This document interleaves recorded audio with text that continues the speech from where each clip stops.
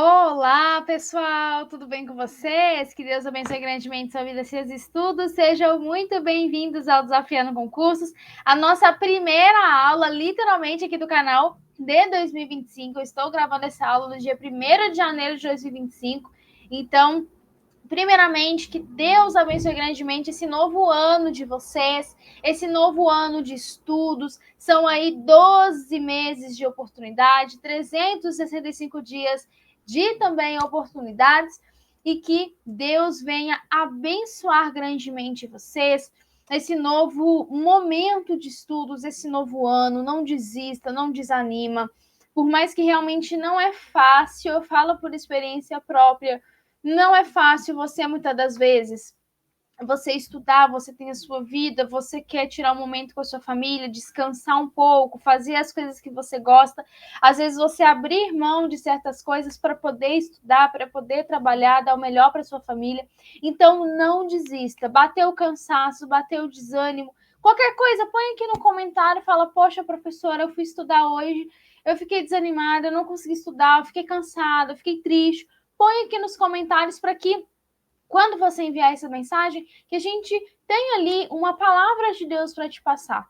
De fato, não é fácil. Eu falo para vocês porque eu já vivi situações em que às vezes dá vontade de você jogar tudo pro alto e querer desistir. Mas o segredo é permanecer firme nesse novo ano, com propósito, com as metas, objetivos, que vai dar tudo certo, tá bom? Que Deus te abençoe grandemente e será um ano de grandes bênçãos e vitórias, eu creio, em nome de Jesus, tá bom, pessoal?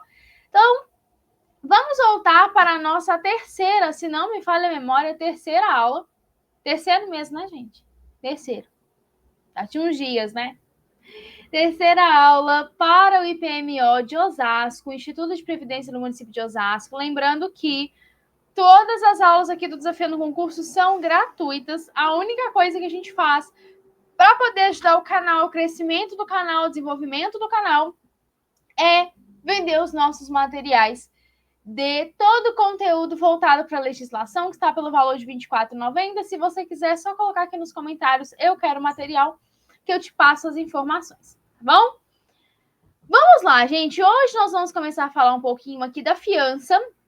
Vamos falar também da entrada em exercício e também nós vamos falar um pouquinho de promoção. Maravilha? Maravilha. Então, olha lá.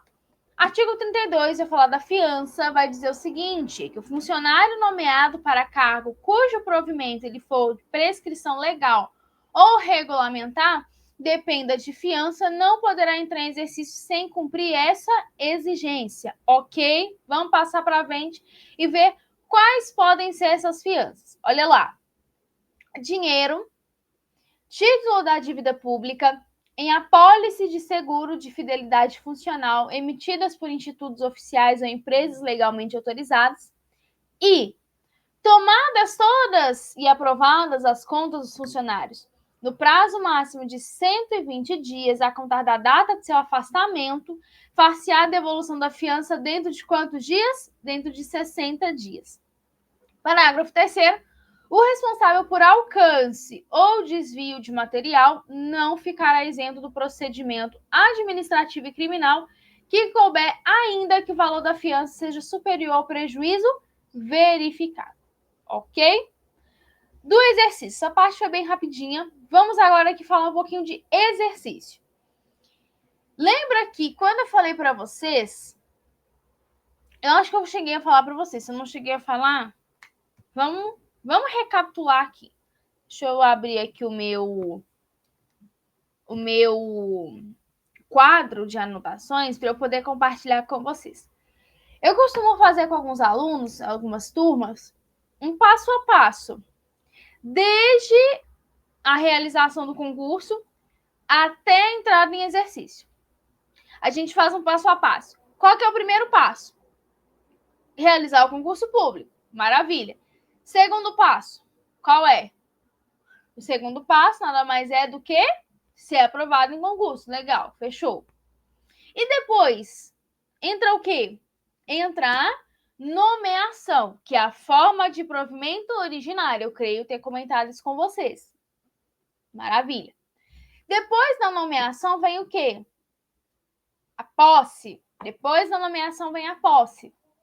A posse nada mais seria ali que a aceitação do cargo, ou seja, nada mais seria do que, um exemplo, exemplo não, né? O verídico. A assinatura do termo, que vai constar ali as responsabilidades, os deveres.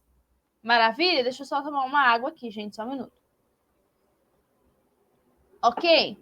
Depois que toma posse, um exemplo, o Joãozinho tomou posse.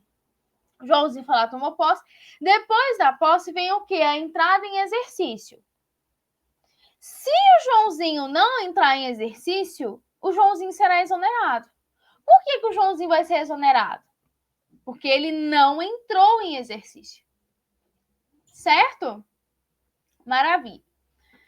Depois do exercício, os 3 anos iniciais destinados para quê mesmo? Para o estágio probatório. O período, o lapso temporal de 3 anos para quê? Para aquisição de estabilidade. Gente, inclusive foi ontem, dia 31, eu também estava gravando aula. Estava gravando aula, né, no período da noite. E eu falava com alguns alunos o seguinte: a estabilidade, ela não é automática. Maravilha? Então, um exemplo. O Joãozinho foi lá, passou no concurso, ele foi nomeado, ele tomou posse, legal. Automaticamente ele já adquire estabilidade? Não. Não por quê? Porque automaticamente o estágio probatório, ele não tem assim, comecei, já não. Ele precisa passar por uma avaliação periódica de desempenho. Se ele não é aprovado em estágio probatório, ele vai ser exonerado. Então, a estabilidade, ela não é automática. Então, ou seja, a estabilidade, ela não vem de forma automática. Não vem. Maravilha? Então, por que eu falo isso? Porque, se não me engano, acho que foi a Vunesp, agora eu não lembro. Mas teve uma situação em que isso foi falado. Olha, na verdade, nem foi banca examinadora, não. São doutrinadores mesmo de direito administrativo que falam isso. A aprovação não é automática. Não é automática. Não é assim, começou o estágio probatório, automaticamente não, negativo. Como eu estava falando ontem com o pessoal, eu vou citar um exemplo de uma legislação que eu estava analisando. Teve uma legislação do município de Araraquara, São Paulo. Falava o seguinte: dentro de 4 meses antes do término do estágio probatório, o que vai acontecer? Vai acontecer o seguinte: vai ser emitido um relatório e nesse relatório eu vou ter o quê? A aprovação ou a reprovação do servidor. Rebeca, por que 4 nessa lei que você está falando? Por que 4 meses antes do término do estágio probatório?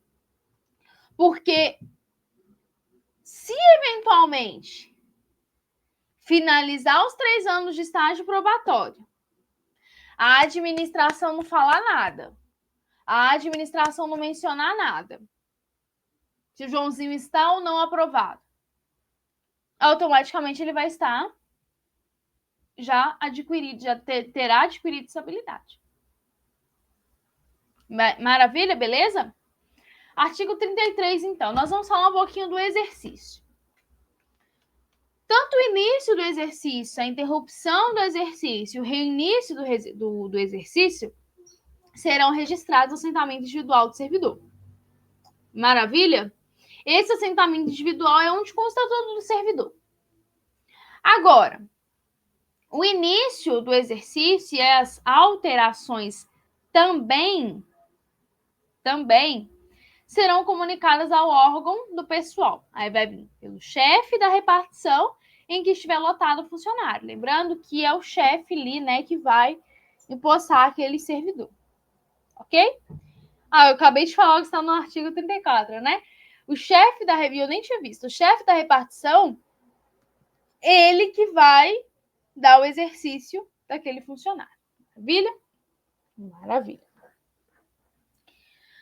Bom, Aí você vai me perguntar assim, Rebeca, tá bom, legal.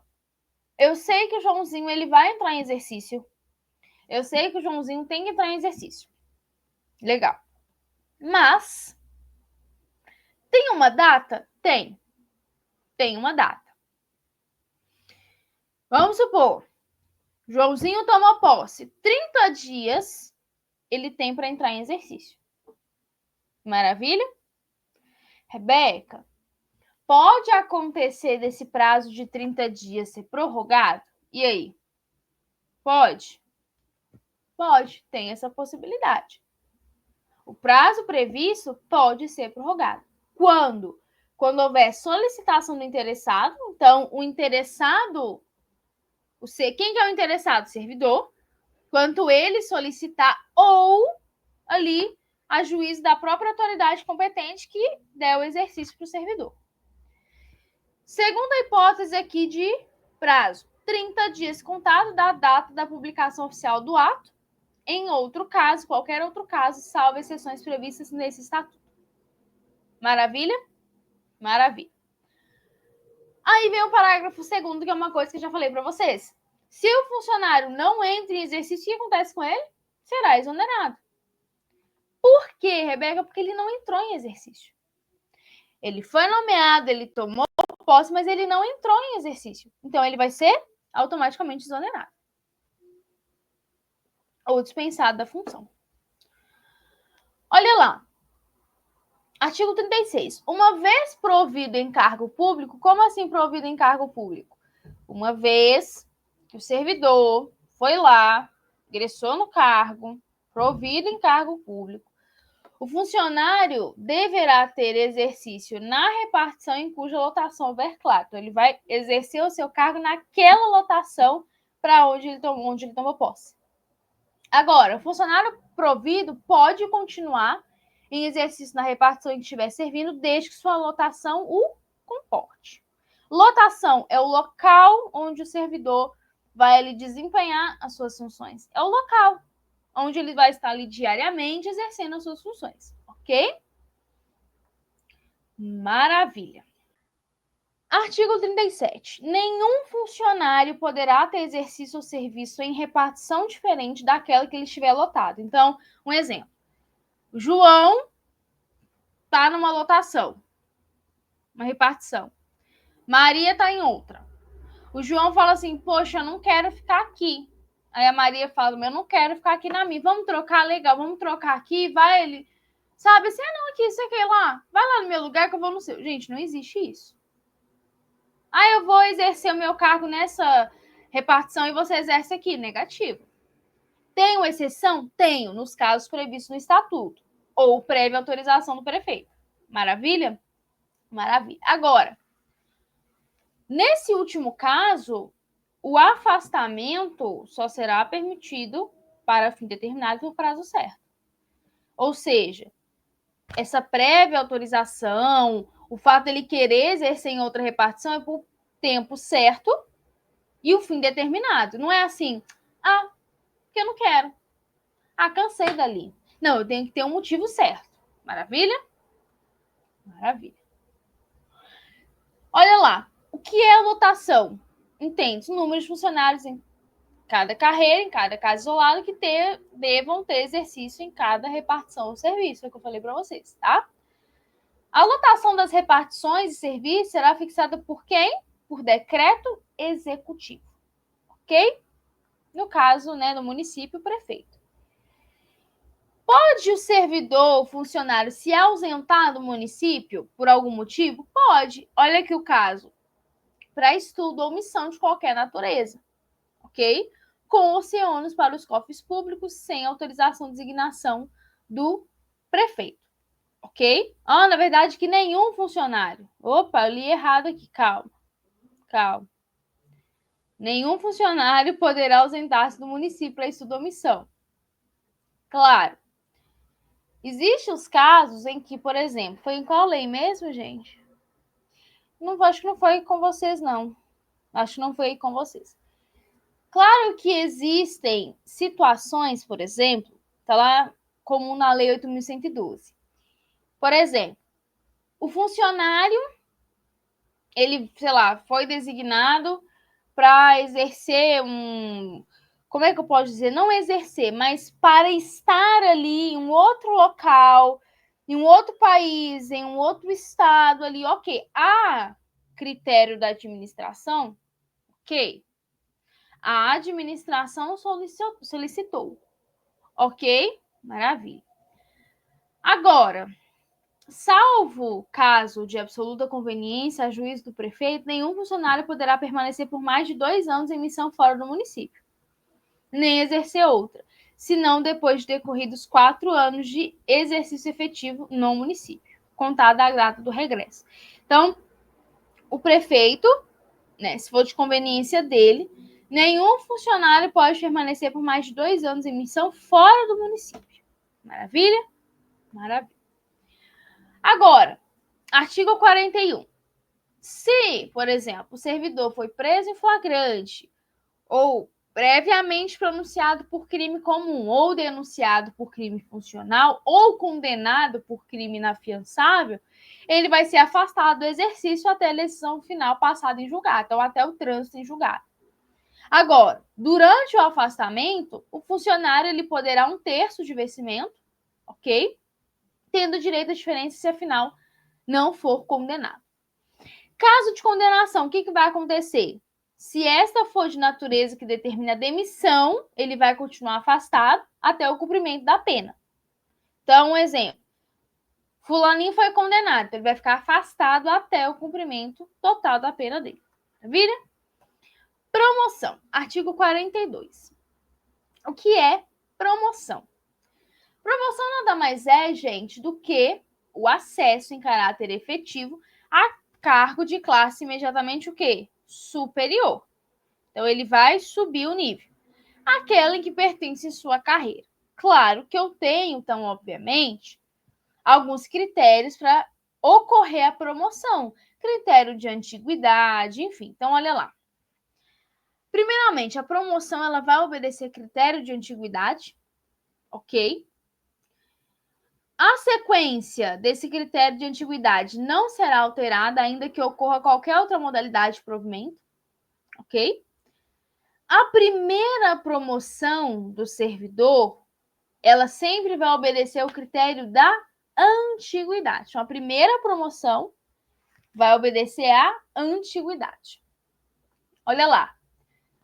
Quando eu tenho a classificação por antiguidade, eu posso ter, eventualmente, empate? Posso. Ok. No tempo de classe, bem assim, por merecimento. Eu posso ter empate? Claro que eu posso. Como que eu vou desempatar? Aí entra um ponto que eu não sei se é uma impressão minha ou se... não sei. Eu acho que foi para Osasco mesmo. Na época, eu achei muito estranho. No caso aqui, a preferência para desempate, mencionando questões de estado civil, quantidade de filhos. Por quê? Estava comentando com essa turma de ontem que, primeiramente, o STF já entendeu. Quando eu vou falar agora da questão de remuneração, para vocês poderem entender aqui o contexto. O STF entendeu que para fins de remuneração, servidor, qualquer seja, iniciativa privada, serviço público, não importa. Eu não posso ter a diferenciação salarial por conta do Estado Civil. Legal. Por que disso? Em um município de São Paulo, tinha-se o chamado salário esposa. Então, o salário esposa era pago para aquelas esposas que não laboravam, que não trabalhavam. Se não me engano, era assim mesmo que era feito o pagamento. E aí, o que aconteceu? O STF entendeu ser inconstitucional. Por quê? Porque a partir do momento que eu faço uma diferenciação de salário por conta de estado civil, eu estou discriminando quem é viúvo, quem é solteiro, quem é divorciado. Tá entendendo? Maravilha. Aí eu vi esse artigo que está na sua tela e achei estranho. Fui fazer uma pesquisa.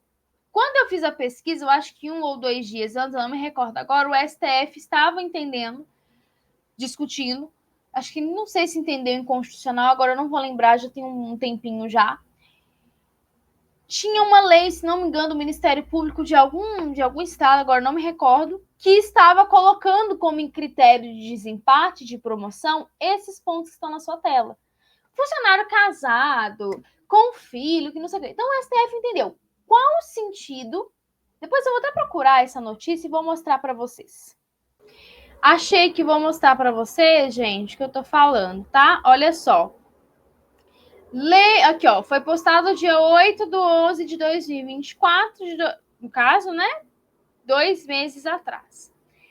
Leis estaduais não podem definir critérios de desempate para promoção no Ministério Público, decide STF. Aqui nós estamos falando para promoção no Ministério Público.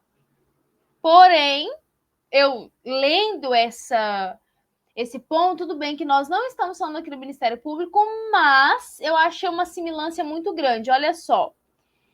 Entre os critérios de desempate estavam tempo de serviço público, e o STF também já entendeu sobre esse assunto, idade, estado civil e até número de filhos.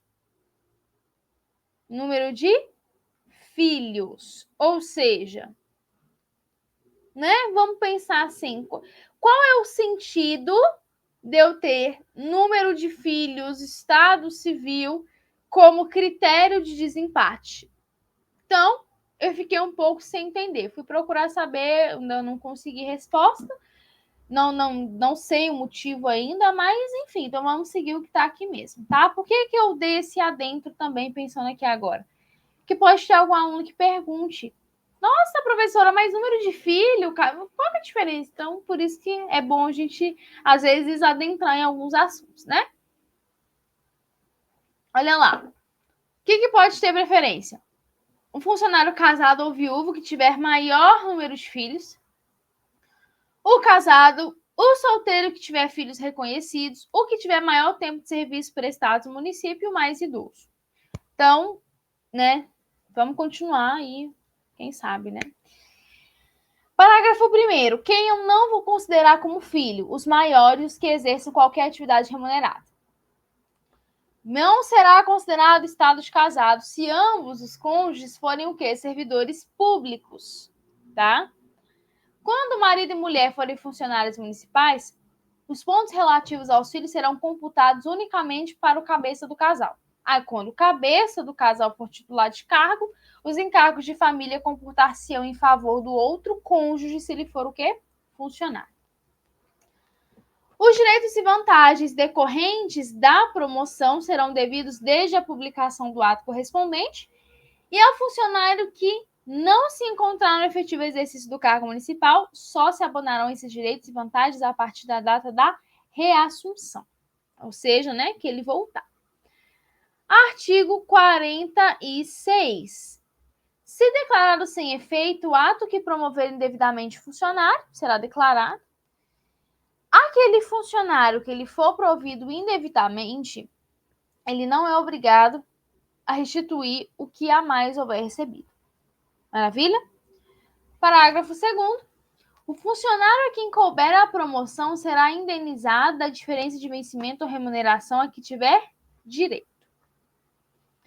Quem não pode ser promovido? Quem não vai ser promovido, seja por antiguidade ou merecimento? O funcionário que não tiver interstício de 730 dias de classe, na classe. O funcionário que não possui o diploma exigido em lei para que ele venha desempenhar o exercício ou profissão. Ou o funcionário que, na ocasião da promoção, estiver suspenso disciplinarmente sem recurso pendente. Não vai ser promovido por merecimento o funcionário afastado do cargo, aquele que obteve licença sem vencimento por mais de 6 meses, e a classe intermediária funcionário, que por ordem de antiguidade ou estiver colocado nos 2 primeiros terços da classe a que pertencer. O que seria o interstício que foi falado na linha A do item 1? Olha lá.